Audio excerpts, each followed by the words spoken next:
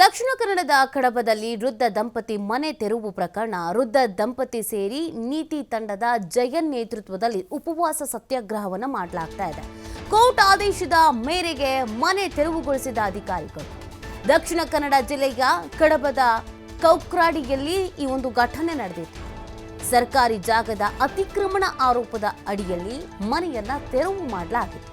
ಈ ಹಿನ್ನೆಲೆ ನಮಗೆ ಅನ್ಯಾಯವಾಗಿದೆ ಅಂತ ಉಪವಾಸ ಸತ್ಯಾಗ್ರಹವನ್ನು ಮಾಡಲಾಗ್ತಾ ಇದೆ. ನಮಗೆ ಮನೆ ಇಲ್ಲ, ಇಲ್ಲೇ ಸಾಯ್ತೇವೆ ಅಂತ ವೃದ್ಧ ದಂಪತಿ ಅಳಲನ್ನು ತೋಡ್ಕೊಳ್ತಾ ಇದ್ದಾರೆ. ನಮ್ಮ ಬದುಕನ್ನು ಅಧಿಕಾರಿಗಳು ಕಸಿದುಕೊಂಡಿದ್ದಾರೆ ಅಂತ ಆರೋಪಿಸ್ತಾ ಇದ್ದಾರೆ. ನಾವು ಬದುಕಿ ಏನ್ ಪ್ರಯೋಜನ, ನಮ್ಮನ್ನ ಸಾಯೋಕೆ ಬಿಡಿ ಅಂತ ಕಣ್ಣೀರು ಹಾಕಿ ರೋಧಿಸ್ತಾ ಇದ್ದಾರೆ.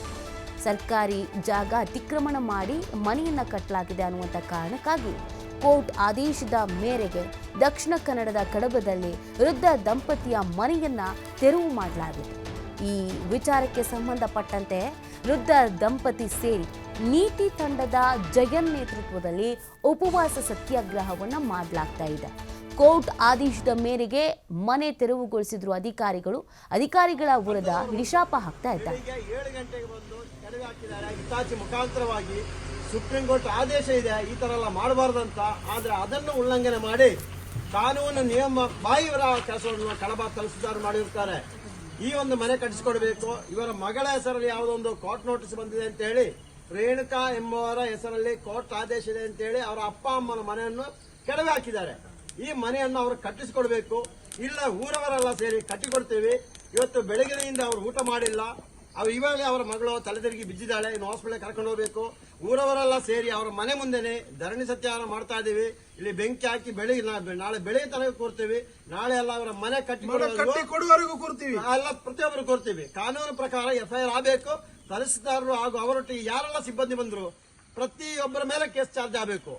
ಅಲ್ಲ ಆಗುವವರು ನಾವು ಬಿಡಲ್ಲ. ಇಲ್ಲಾಂದ್ರೆ ಕಡಬ ತಹಸೀಲ್ದಾರ್ ಕಚೇರಿಗೆ ಮುತ್ತಿ ಹಾಕೋ ಕೆಲಸವನ್ನು ಮಾಡ್ತೀವಿ. ಕಡಬ ಚಲೋ ಕೆಲಸವನ್ನು ನಾವಿಲ್ಲಿಂದ ಮಾಡ್ತೀವಿ. ಆದಷ್ಟು ಬೇಗ ಇದಕ್ಕೆ ಸಂಬಂಧ ಅಧಿಕಾರಿಯವರೇ ನಾಳೆ ದಿನೇಶ್ ಗುಂಡೂರಾವ್ ಅವರು ನಮ್ಮ ಜಿಲ್ಲಾ ಉಸ್ತುವಾರಿ ಸಚಿವರು ಬರ್ತಾ ಇದ್ದಾರೆ ಧರ್ಮಸ್ಥಳಕ್ಕೆ. ನೀವು ಇಲ್ಲಿ ಬನ್ನಿ, ಇಲ್ಲಿ ಬಂದು ಇದು ನೋಡಿ, ನಿಮ್ಮ ಅಧಿಕಾರಿಯವರು ಮಾಡಿರೋ ಕೆಲಸ ಏನಂತ ಕೇಳಿ. ಅದೇ ತರ ಕಂದಾಯ ಸಚಿವರೇ ಎಲ್ಲಿದ್ದೀರಾ ಬನ್ನಿ, ಇದನ್ನು ನೋಡಿ. ಜಾಲತಾಣ ಎಲ್ಲ ಬರ್ತಾ ಇದೆ, ಇದನ್ನು ನೋಡಿ ಇವರಿಗೆ ನ್ಯಾಯ ಕೊಡಿಸಿ. ಅಲ್ಲ ಕಡಬ ತಹಸೀಲ್ದಾರ್ ಕೇಳ್ತಾ ಇದಾರಂತೆ ಚಿತ್ರದುರ್ಗ ನೀವು ಏನಕ್ಕೆ ಇಲ್ಲಿ ಬಂದಿರೋ ಅಂತ. ಅದೇ ಕಡಬ ತಹಸೀಲ್ದಾರ್ ನಾನು ಕೇಳ್ತಾ ಇದ್ದೇನೆ, ನಿಮ್ಮೂರು ಯಾವ ಸ್ವಾಮಿ? ಗದಗ ಬೀದರ? ನೀವು ಅಲ್ಲಿಂದ ಏನಕ್ಕೆ ಸ್ವಾಮಿ ಕಡಬಕ್ಕೆ ಬಂದಿರೋದು? ಏನು ದೇಶದ ಕಾನೂನೇನು ಗೊತ್ತಿಲ್ವಾ? ಸಂವಿಧಾನ ಏನು ಬರೆಸಿರೋ ಗೊತ್ತಿಲ್ವಾ? ನೀವು 7ನೇ ಕ್ಲಾಸ್ ಎಜುಕೇಶನ್ ಮಾಡಿಲ್ವಾ? 7ನೇ ಕ್ಲಾಸ್ ಎಜುಕೇಶನ್ ಇರ್ತಾನೆ ಆದರು ಯಾರಿಗೆಲ್ಲ ಎಲ್ಲಿ ಯಾವ ತರ ಹಕ್ಕಿದೆ ಅಂತ ನೀವು ಫಸ್ಟ್ ಅದನ್ನು ಓದಿ ಬನ್ನಿ. ಅದ ನೀವೆಲ್ಲಾದ್ರೂ ಲಂಚ ಕೊಟ್ಟು ಕಚೇರಿ ಅಧಿಕಾರಿಯಾಗಿ ಕೆಲಸ ಮಾಡ್ತಾ ಇರೋದ? ನೀವು ಆದಷ್ಟು ಬೇಗ ಇದಕ್ಕೆ ಸಂಬಂಧಿಸಿದ ಅಧಿಕಾರಿ ಎಚ್ಚೆತ್ತುಕೊಳ್ಬೇಕು. ಅವರಿಗೆ ಶಿಕ್ಷೆ ಆಗಲೇಬೇಕು. ಇವರ ಮನೆ ಕಟ್ಟಿಕೊಡ್ಬೇಕು. ಇಲ್ಲ ನಾವೇ ಕಟ್ಟಿಕೊಡ್ತೇವೆ. ನಿಮ್ಮ ಹೆಸರಲ್ಲಿ ಭಿಕ್ಷೆ ಬೇಡ್ತೀವಿ. ಒಂದೊಂದು ಮನೆಗೆ ಒಂದೊಂದು ಭಿಕ್ಷೆ, 100 ರೂಪಾಯಿ ಭಿಕ್ಷೆ ಬೇಡಿ ಮನೆ ಕಟ್ಟಿಕೊಡಿಸಲು ನಾವು ಮಾಡ್ತೀವಿ ಅಂತ ಈ ಮೂಲಕ ಹೇಳ್ತಾ ಇದೀವಿ. ರಾಧಮ್ಮ ಅವರ ಮನೆಯನ್ನು ಕಡಬ ತಹಸೀಲ್ದಾರ್ ಹಾಗೂ ಅವರ ತಂಡದವರು ಬಂದು ತಹಶೀಲ್ದಾರರಿಗೆ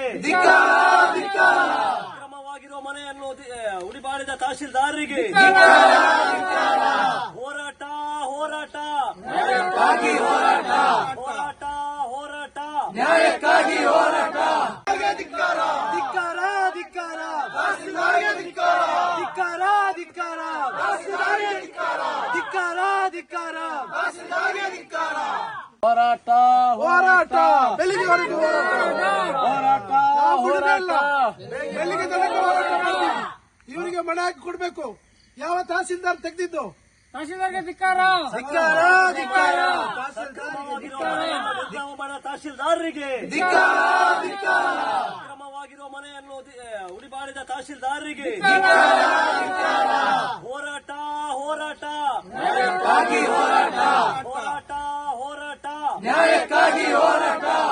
ಧಿಕ್ಕಾರ ಧಿಕ್ಕಾರ ಧಿಕ್ಕಾರ ಧಿಕ್ಕಾರ ಧಿಕ್ಕಾರ ಧಿಕ್ಕಾರ ಧಿಕ್ಕಾರ. ಇವಾಗ ಮತ್ತಷ್ಟು ಮಾಹಿತಿಯನ್ನು ನೀಡ್ತಾರೆ ನಮ್ಮ ಪ್ರತಿನಿಧಿ ಆದಿತ್ಯ. ಕೋರ್ಟ್ ಆದೇಶದ ಮೇರೆಗೆ ಮನೆ ತೆರವು ಮಾಡಲಾಗಿದೆ. ಇದೀಗ ಆಕ್ರೋಶ ಅಸಮಾಧಾನ ವ್ಯಕ್ತ ಆಗ್ತಾ ಇದೆ. ಸೊ ಇದಕ್ಕೆ ಸಂಬಂಧಪಟ್ಟಂತೆ ಕಾನೂನಾತ್ಮಕವಾಗಿ ನೋಡೋದಾದ್ರೆ ಏನು ಆಪ್ಷನ್ಸ್ ಇದೆ, ಏನು ಹೇಳ್ತಾರೆ ಅಧಿಕಾರಿಗಳು ಅಂತ? ನೀತಿ ಒಂದು ಪ್ರಕರಣ ಏನಿದೆ, ಕಳೆದ 1 ವರ್ಷದಿಂದ ಕೂಡ ಒಂದು ವಿವಾದದ ಸ್ವರೂಪವನ್ನ ಪಡೆದಿತ್ತು. ಸರ್ಕಾರಿ ಜಾಗದಲ್ಲಿ ಅವರು ಮನೆಯನ್ನು ನಿರ್ಮಾಣ ಮಾಡಿದ್ರು. ಅವರು ಸರ್ಕಾರಿ ಜಮೀನನ್ನ ಅತಿಕ್ರಮಣ ಮಾಡಿದ್ದಾರೆ ಅನ್ನೋ ಒಂದು ಆರೋಪದ ಅಡಿಯಲ್ಲಿ ಕೋರ್ಟ್ ನಲ್ಲಿ ದಾವಿಯನ್ನ ಹೂಡಲಾಗಿತ್ತು. ಆದ್ರೆ ಈ ರಾಧಮ್ಮ ಮತ್ತು ಮುತ್ತುಸ್ವಾಮಿ ದಂಪತಿ ವೃದ್ಧ ದಂಪತಿಗಳಾಗಿದ್ದಾರೆ. ಅದೇ ಸರ್ಕಾರಿ ಜಾಗದಲ್ಲಿ ಸುಮಾರು 6 ವರ್ಷದಿಂದ ವಾಸವನ್ನ ಮಾಡ್ತಾ ಇದ್ದಾರೆ. ಮತ್ತೆ ಈ ಹಿಂದೆ ಆ ಜಾಗವನ್ನ ತೆಗೆದುಕೊಳ್ಳುವ ಸಂದರ್ಭ ಸುಮಾರು 50,000 ರೂಪಾಯಿಯನ್ನು ಅವರು ನೀಡಿ ಪಡೆದಿದ್ದಾರೆ ಅನ್ನುವಂತ ಒಂದು ಖಾಸಗಿ ವ್ಯಕ್ತಿಗೆ ನೀಡಿ ಪಡೆದಿದ್ದಾರೆ ಅನ್ನುವಂತ ಒಂದು ಮಾಹಿತಿ ಕೂಡ ಇದೆ. ಆದ್ರೆ 6 ವರ್ಷದಿಂದ ಜಾಗದಲ್ಲಿ ಇದ್ರೂ ಕೂಡ ಅವರಿಗೆ ಯಾವುದೇ ರೀತಿಯ ವಿದ್ಯುತ್ ಸಂಪರ್ಕ ಆಗಲಿ ಬೇರೆ ಬೇರೆ ಮೂಲಭೂತ ಸೌಕರ್ಯಗಳನ್ನ ಸರಿಯಾದ ರೀತಿಯಲ್ಲಿ ಕೊಡಲಾಗ್ತಾ ಇರಲಿಲ್ಲ ಅನ್ನುವಂತ ಆರೋಪ ಇದೆ. ಮತ್ತು ಅಧಿಕಾರಿಗಳು ಕೂಡ ಈ ಒಂದು ಮನೆಯನ್ನ ತೆರವು ಮಾಡುವಂತ ಸಂದರ್ಭ ಕೋರ್ಟ್ ಆದೇಶ ಇದ್ರೂ ಕೂಡ ಒಂದು ರೀತಿ ನಿರ್ಲಕ್ಷ್ಯ ಮಾಡಿ ತೆರವು ಮಾಡಿದ್ದಾರೆ ಮತ್ತು ಅವರ ಅಗತ್ಯ ವಸ್ತುಗಳನ್ನೆಲ್ಲ ಹೊರಗೆ ಬಿಸಾಕಿದ್ದಾರೆ, ನಿರ್ದಾಕ್ಷಿಣ್ಯವಾಗಿ ಕ್ರಮ ಕೈಗೊಂಡಿದ್ದಾರೆ ಅನ್ನೋದೆಲ್ಲ ಆರೋಪವನ್ನ ಇವರು ಮಾಡ್ತಾ ಇದ್ದಾರೆ. ಹಾಗಾಗಿ ಜನಪ್ರತಿನಿಧಿಗಳು ಇದಕ್ಕೀಗ ಇಂಟರ್ಫಿಯರ್ ಆಗಿ ಏನಾದರೂ ಇವರಿಗೊಂದು ಬದಲಿ ವ್ಯವಸ್ಥೆಯನ್ನ ಮಾಡುವಂತದ್ದು ಅಥವಾ ಇವರಿಗೊಂದು ನ್ಯಾಯವನ್ನು ಒದಗಿಸುವಂತ ಕೆಲಸವನ್ನ ಮಾಡಬೇಕು ಅನ್ನುವಂಥದ್ದನ್ನ ಆಗ್ರಹಿಸಿ ಈಗ ನಿನ್ನೆಯಿಂದ ಒಂದು ಉಪವಾಸ ಸತ್ಯಾಗ್ರಹ ಅನ್ನುವಂಥದ್ದು ಆ ವೃದ್ಧ ದಂಪತಿಗಳು ಸೇರಿದಂತೆ ಆಕೆಯ ಮಗಳು ಮತ್ತು ಆ ನೀತಿ ತಂಡದ ಒಂದು ಜಯಂತ್ ಇವರ ನೇತೃತ್ವದಲ್ಲಿ ನಡೀತಾ ಇದೆ. ನ್ಯಾಯ ಸಿಗುವವರೆಗೂ ಕೂಡ ನಮ್ಮ ಹೋರಾಟ ಮುಂದುವರಿಯುತ್ತೆ ಅಂತ ಹೇಳ್ತಾ ಇದ್ದಾರೆ. ಸದ್ಯ ಅಧಿಕಾರಿಗಳ ವಿರುದ್ಧ ಆಕ್ರೋಶವನ್ನ ವ್ಯಕ್ತಪಡಿಸ್ತಾ ಇದ್ದಾರೆ.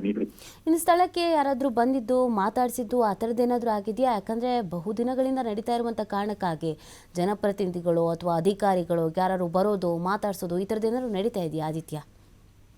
ನೀತಿ ಪ್ರಕರಣಕ್ಕೆ ಸಂಬಂಧಪಟ್ಟ ಹಾಗೆ ಅಲ್ಲಿನ ಶಾಸಕಿ ಭಾಗೀರಥಿ ಮುರಳಿ ಅವರನ್ನ ಸಂಪರ್ಕ ಮಾಡುವಂತ ಸಂದರ್ಭದಲ್ಲೂ ಕೂಡ ಯಾವುದೇ ಪ್ರತಿಕ್ರಿಯೆ ಅನ್ನುವಂಥದ್ದು ಸಿಕ್ಕಿಲ್ಲ ಮತ್ತು ಅವರು ಕೂಡ ಈವರೆಗೂ ಅಲ್ಲಿಗೆ ಭೇಟಿ ನೀಡಲಿಲ್ಲ ಅನ್ನುವಂತ ಒಂದು ಮಾಹಿತಿ ಇದೆ. ಮತ್ತು ಕಳೆದ ಒಂದು ಫೆಬ್ರವರಿಯಲ್ಲಿ ಒಂದು ಘಟನೆ ಮುನ್ನೆಲೆಗೆ ಬಂದಿದ್ದಂತ ಕಾರಣದಿಂದಾಗಿ ಆಗ ಜಿಲ್ಲಾಧಿಕಾರಿಯವರ ಗಮನಕ್ಕೆ ಬಂದು ಕೂಡ ಒಂದು ತಾತ್ಕಾಲಿಕವಾಗಿ ಅದರ ಬಗ್ಗೆ ಪರಿಶೀಲನೆ ಮಾಡುವಂತ ನಿಟ್ಟಿನಲ್ಲಿ ಒಂದು ಸ್ವಲ್ಪ ತಡೆಯನ್ನ ನೀಡಲಾಗಿತ್ತು. ಆದ್ರೆ ಮತ್ತೆ ಈಗ ಕೋರ್ಟ್ ಆದೇಶದ ಮೇರೆಗೆ ಈಗ ಅಧಿಕಾರಿಗಳು ಮುಂದಾಗಿದ್ದಾರೆ. ನಿನ್ನೆ ಮನೆ ತೆರವು ಮಾಡಿ ಹೋಗಿದ್ದಾರೆ ಬಿಟ್ರೆ ಮತ್ತೆ ಅಲ್ಲಿಗೆ ಯಾರು ಬಂದಿಲ್ಲ ಅನ್ನುವಂಥದ್ದು ಒಂದು ಮಾಹಿತಿ ಇದೆ. ನಿನ್ನೆ ಈ ಉಪವಾಸ ಸತ್ಯಾಗ್ರಹವನ್ನ ಮಾಡುವ ಸಂದರ್ಭದಲ್ಲೂ ಕೂಡ ಒಬ್ಬರು ಅಲ್ಲಿ ಅಸ್ವಸ್ಥರಾಗಿರುವಂತಹ ಒಂದು ಘಟನೆ ಕೂಡ ನಡೆದಿದೆ. ಓಕೆ, ಥ್ಯಾಂಕ್ ಯು ಆದಿತ್ಯ ತಮ್ಮೆಲ್ಲ ಡೀಟೇಲ್ಸ್ಗಾಗಿ. ಏನಂತ ಕೇಳಿ, ಅದೇ ತರ ಕಂದಾಯ ಸಚಿವರೇ ಎಲ್ಲಿದ್ದೀರಾ ಬನ್ನಿ, ಇದನ್ನು ನೋಡಿ, ಜಾಲತಾಣ ಎಲ್ಲ ಬರ್ತಾ ಇದೆ, ಇದನ್ನು ನೋಡಿ ಇವರಿಗೆ ನ್ಯಾಯ ಕೊಡಿಸಿ.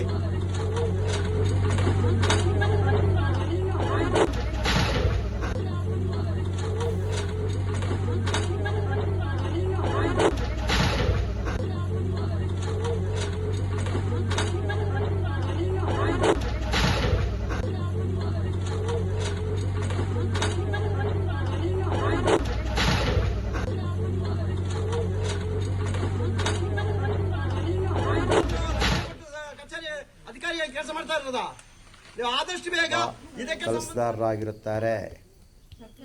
ಯಾವುದೇ ಮಾಹಿತಿ ಕೊಡದೆ ಇನ್ನೊಬ್ಬರ ಹೆಸರಲ್ಲಿ ಯಾವುದೋ ಒಂದು ದಾವೆ ಹೂಡಿ ಬೇರೆ ಯಾರಿಗೋಸ್ಕರ ಗೊತ್ತಲ್ಲ ಈ ಒಂದು ಕೆಲಸ ಮಾಡ್ತಾ ಇರೋದು. ಬಡವರನ್ನು ಬೀದಿಗೆ ತಂದು ಹಾಕಿದ್ದಾರೆ.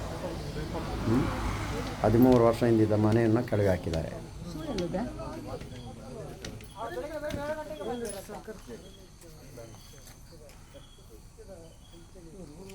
ಕರೆಂಟು ಇಲ್ಲ, ಏನಿಲ್ಲ, ಊಟನೂ ಇಲ್ಲ.